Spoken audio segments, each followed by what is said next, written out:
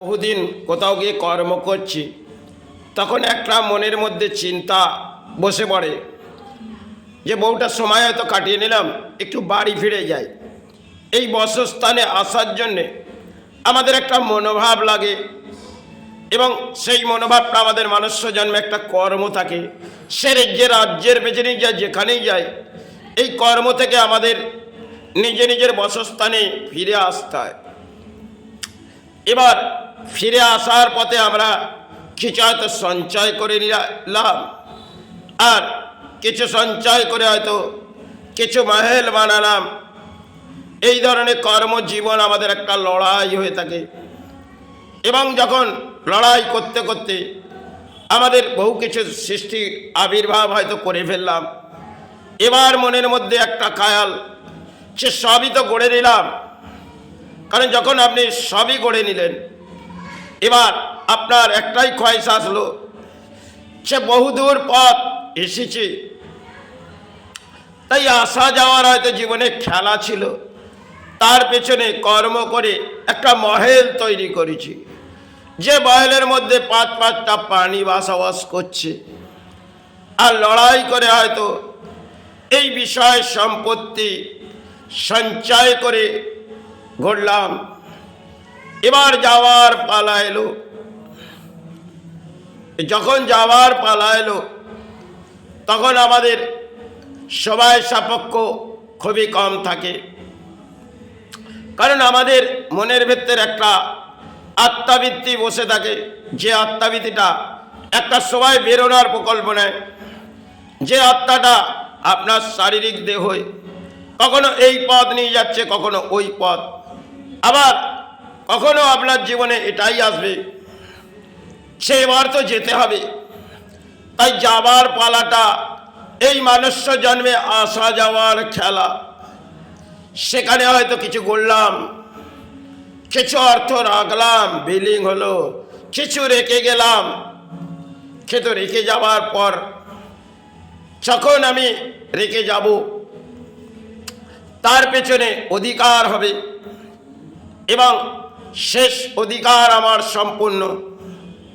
যেগুলো আমাদের জীবনে হয়তো কিছু করলাম, কিছু সৃষ্টির আবির্ভাব করে গেলাম, আর তো এই ভূমিতে ইচ্ছা শক্তি নেই, মনোবল থেকে কখনো ভেঙে পড়ে।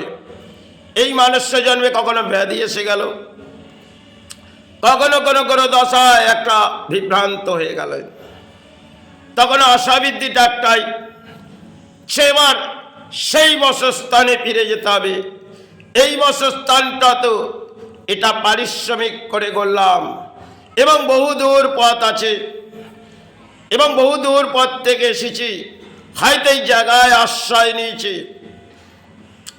এই মাতৃভূমিতে আমাদের আমার করে চিৎকার করি, আর যেখানে আমাদের আসা যাওয়ার পালা, আজ আমার, কাল আরো অন্য কারো। আজ যাদের জন্য করলাম, আবার এটা আমার সৃষ্টির মাঝে একটা খেলা ছিল, আবার নতুন করে এটা হয়তো গড়বে, আর নাইলে ভেঙে পড়ে থাকবে।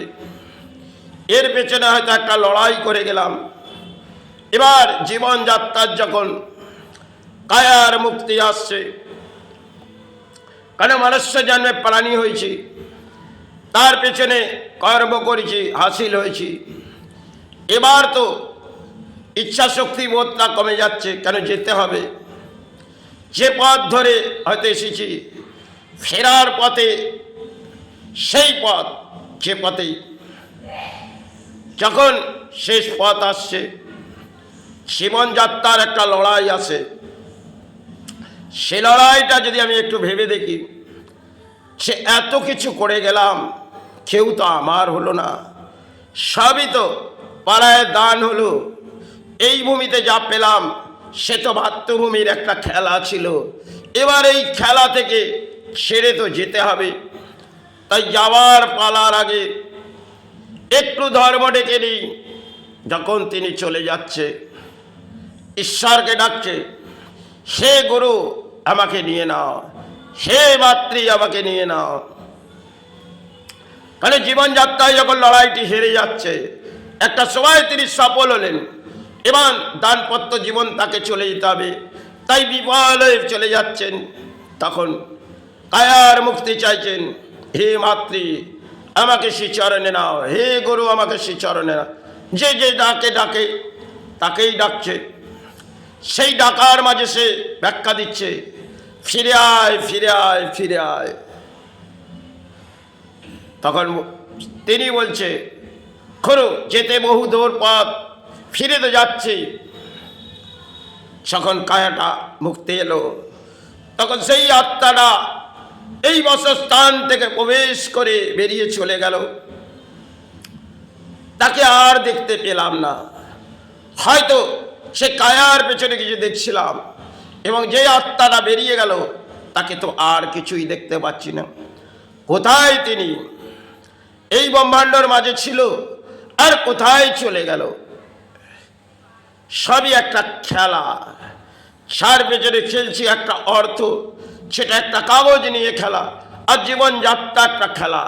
এই আসা যাওয়ার পেছনে আমার আমার বলে চিৎকার করে গেলাম, বিফল হয়ে চলে গেলাম।